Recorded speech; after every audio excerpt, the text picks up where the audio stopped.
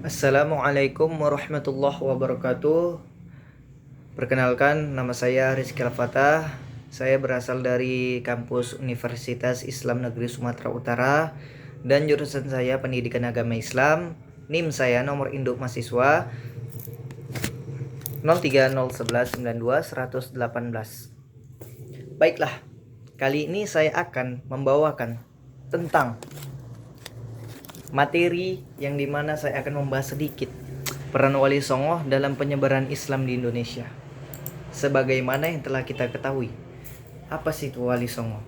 Nah, jadi Wali Songo itu adalah merupakan penerus-penerus mengajarkan agama Islam, berdakwah, menyiarkan agama Islam, penerus Nabi Muhammad, penerus sahabat, penerus tabi'in, penerus murid-murid tabi'in, dan imam-imam besar. Jadi Wali Songo itu merupakan suatu penerus dari agama-agama, penerus yang membawakan agama Islam. Jadi bagi masyarakat itu Wali Songo memberikan makna khusus, yaitu keberadaan tokoh-tokoh yang sangat penting pada zaman itu, yang dimana Wali Songo ini mereka sangat berperan penting pada abad 15 sampai abad 16 Masehi di Pulau Jawa. Jadi kehadiran Wali Songo itu dengan ajaran-ajarannya memiliki pengaruh yang sangat kuat, kemudian yang sangat besar. Kemudian kata kenapa mereka Wali Songo ini dipanggil dengan sebutan Wali Songo? Jadi maksudnya itu kata Sunan atau Susunan yang berasal dari kata Suhun, Kasuhun, Sinuhun, berarti yang dijunjung tinggi.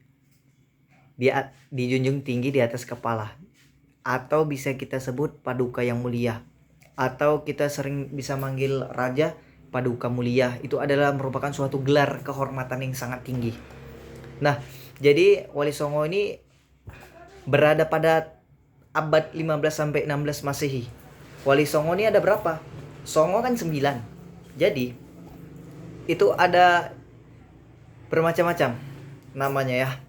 Ada Sunan Gresik, atau bisa dikatakan atau nama lainnya Maulana Malik Ibrahim. Kemudian ada Sunan Ampel, Raden Rahmatullah, kemudian Sunan Bonang atau biasa disebut Maulana Makhdum Ibrahim. Kemudian ada Sunan Kalijaga, yaitu Raden Masyahid. Kemudian ada Sunan Giri atau bisa disebut Raden Ainul Yakin. Kemudian Sunan Derajat, yaitu Raden Qasim. Ada Sunan Kudus, kemudian disebut Raden Ja'far Shadiq. Kemudian ada Sunan Muria, disebut Raden Umar Said. Kemudian Sunan Gunung Jati, atau biasa disebut Raden Syarif Hidayatullah. Jadi Wali Songo ini sangat diterima baik pada saat itu kedatangan mereka di perkampungan. Pada saat itu Wali Songo ini datang, dan kemudian rata-rata mayoritas itu penduduk di Pulau Jawa itu adalah pemeluk agama Hindu dan Buddha. Maka dari itu Wali Songo tidak merasa terancam kedatangan mereka. Dan kedatangan Wali Songo itu tidak terancam karena Wali Songo, 9 wali tersebut yang akan menyiarkan agama Islam tersebut, mereka menunjukkan sikap ramah tamah. Oh, agama Islam seperti ini. Maka masyarakat di situ menerima kedatangan Wali Songo tersebut dengan ramah dan tamah, dan kemudian Wali Songo itu disambut baik dan tidak ada yang keberatan. Jadi masyarakat itu merasa ya aman saja kedatangan Wali Songo. Pada saat itu mereka mayoritas mengikuti agama Hindu dan Buddha pemeluk. Nah, kemudian Wali Songo ini mempunyai strategi atau pendekatan. Wali Songo ini melakukan menyiarkan agama Islam itu secara perlahan, secara halus, tatap muka, yang dimana pada saat itu masih zaman ini masa rempah-rempah, yang dimana itu jiwa perdagangannya itu sangat tinggi dari bangsa ini bangsa itu. Itu pada saat itu masih masa-masa perdagangan rempah-rempah. Maka dari itu lewat dari situ Wali Songo tersebut memberikan secara tatap muka satu persatu, satu orang jumpa, oh Islam begini, seperti itu. Itulah, seperti itu Wali Songo. Kemudian Wali Songo melakukan pendekatan yang sangat baik ya, yaitu dengan cara halus. Walaupun mereka ini masih mayoritas agama Hindu dan Buddha memeluk. Masih kental ini tentunya di desa ini pemeluk agama Hindu dan Buddha. Maka dari itu Wali Songo tuh suka senyum kepada mereka. Oh, mereka seperti ini rupanya. Jadi pada saat itu masyarakat itu sangat senang kedatangan Wali Songo. Maka dari itu secara perlahan lah Wali Songo ini 9 wali penerus dari Rasulullah, 9 wali. Mereka melakukan pendekatan yaitu membangun secara perlahan, yaitu membangun pesantren. Dari situlah pesantren itu dibangun. Yang dimana pesantren itu sangat berpengaruh besar pada menyiarkan agama Islam. Kemudian masjid dibangun. Jadi ketika masjid dibangun, ada satu-satu masuk Islam. Berhasil Wali Songo menarik mereka satu persatu dengan cara halus melalui pendekatan, berbagai metode ceramah, melalui metode yang lebih baik lagi, bukan hanya ceramah saja tetapi sharing-sharing gitu. Seperti itulah pendekatannya. Kemudian ya tentunya mereka membangun pesantren untuk bagaimana sih agama Islam tersebut. Wali Songo tuh mengeluarkan dan memberikan ajaran Islam itu, bagaimana agar mereka tertarik. Dan pada saat itu masih kental ini, yang dimana dulu Hindu Buddha itu terkenal dengan bermain gamelan, kemudian bermain wayang. Nah maka dari itu Wali Songo ini berpikir bagaimana menarik mereka. Oh, rupanya Wali Songo mempunyai ide, yaitu meletakkan atau memberikan gizi, memberikan materi isi agama tersebut ke dalam wayang kulit tersebut. Kan banyak itu pada saat itu tontonan wayang kulit.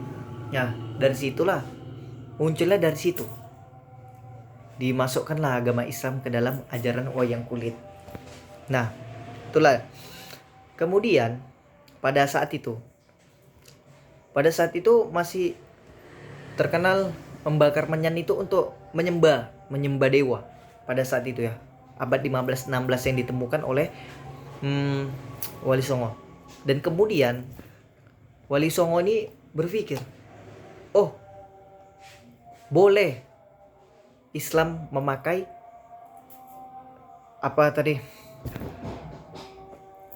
pewangi ruangan gitu, agar mereka lebih kusuk berdoa dalam Islam. Itu dibolehkan sama Wali Songo, tetapi tidak melanggar anjuran agama, tidak melenceng seperti Hindu dan Buddha, tidak menyembah dewa dan berhala.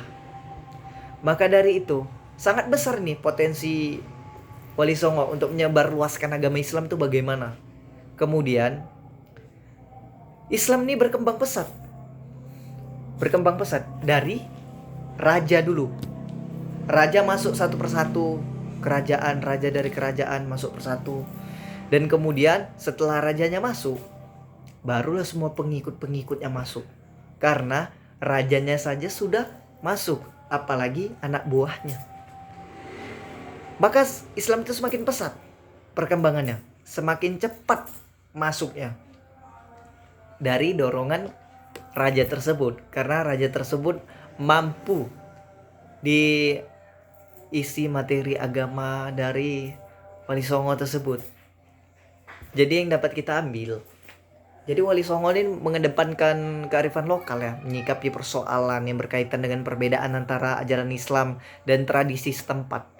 Itu kemungkinan jikalau Wali Songo bersikeras, oh Islam seperti ini, Islam seperti itu, mungkin Islam tidak tersebar sampai saat ini. Kemudian Wali Songo ini mempunyai semangat yang sangat tinggi dalam mengembangkan ajaran agama Islam.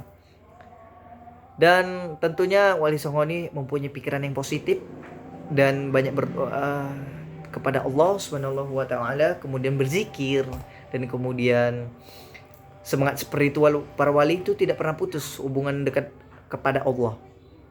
Sangat menentukan keberhasilan dakwah Wali Songo tersebut. Sikap keberanian para Wali Songo itu melindungi dan mempertahankan wilayah Islam. Kemudian sikap solidaritas Wali Songo ini sangat bagus dan diterima masyarakat dan sangat disenangi. Maka mereka masuklah ke agama Islam karena akhlak dan agama dari 9 wali tersebut. Itulah yang menjunjung tinggi dan berpotensi besar. Agama Islam semakin berkembang, semakin meluas. Seperti itulah. Kemudian yang dapat kita ambil, dalam berdakwah membutuhkan kesabaran, keikhlasan, dan banyak berdoa. Memurnikan niat dari awal berdakwah. Kemudian selalu berpikir positif dan meminta kepada Allah. Mungkin itu saja yang dapat saya sampaikan. Lebih kurangnya saya mohon maaf kepada Allah Subhanahu wa taala dan kepada Ibu dosen Bu Arlina Sirait. Wassalamualaikum warahmatullahi wabarakatuh.